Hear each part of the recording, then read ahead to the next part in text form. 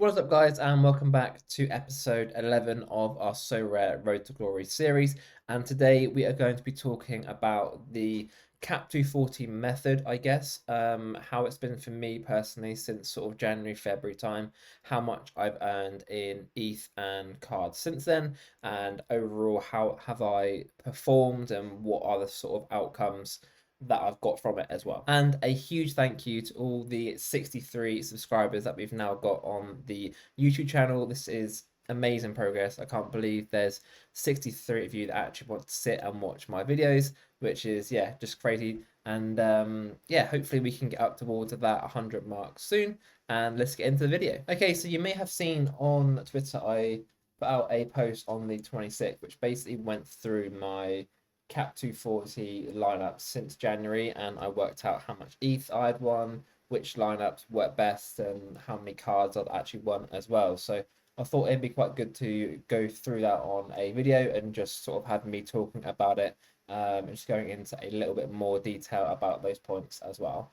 So yeah, as you can see here, we break down everything, and the first sort of interesting point is that basically I shouldn't really be putting in lineups that are not full. So basically, lineups that have one DMP or two, because since I think I did I think I did this from the start of January. There we go, English Lewis. And yeah, since then I had 10 lineups with either one or two DMPs.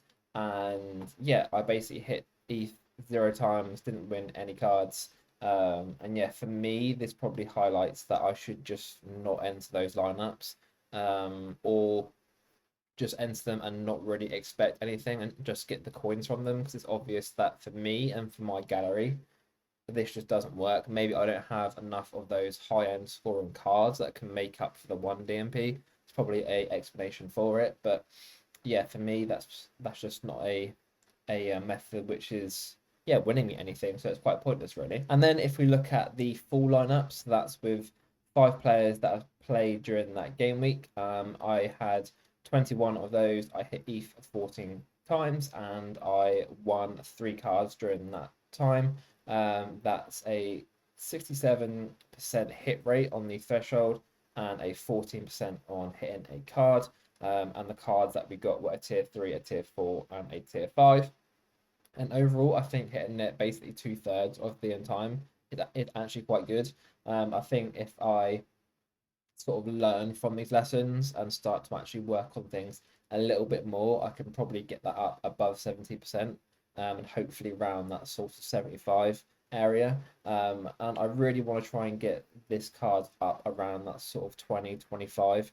And yeah, I think if I can aim for that and hit those on a regular basis, I think that'll really help my gallery moving forwards. And then probably the key point from this whole thread is looking at my lineups as well. I went through and basically on Sorare data, you can see each of your lineups, and I looked at all of my CAP240s and basically looked at, was I lining up a goalie, defender, mid forward, or a goalie, defender, mid forward, or a goalie, defender, mid forward. So those 3 options. And then I looked at their success rates, how many times I hit ETH, how many times I hit cards. And yeah, we got some really good data from this. If we look at the mid option here, and the defender option, these are both my most successful roster constructions, with them both hitting ETH at 80% of the time and cards at 20%. So I definitely need to stick to this. And the reason for that is these are my stats for the forward. That should be forward here. Yeah, 6 lineups with double forwards, and I only hit ETH twice, which is a 33% success rate. And yeah, we didn't win any cards. So for me and for my gallery, playing 2 forwards in CAP240 just doesn't seem to work. And I think one reason for that is, I don't have those premium forwards. I have those forwards that either score 60 or 30. So if they both miss and they both don't score on that week, then yeah, I basically got a CAP240 lineup with 2 players that are just scoring me 30, which just doesn't really help. And yeah, that basically puts a lot of pressure on then those three players that are left over to then make up on those scores. And yeah, I just think that from this point onwards, I'm going to stick to these two lineups here and just basically stay clear of the double forward option. And of course, one thing which people obviously like to see is how much ETH I've actually yielded back and how much money I've made since January moving forwards. So in terms of ETH, it's about £700 and 0.47 as the ETH number, and then yeah, £150 in card, which is 0 0.1 ETH. Obviously, the price of ETH goes up and down. I think this was valued when I did the tweets on the 26th. But yeah, if you look at my gallery value when I did this tweet, which was £2,292 or 1.6 ETH. Yeah, this total here, which was £850, is basically 37% of my total gallery. So I've earned basically just over a third of my gallery back since January, which I think is very, very good.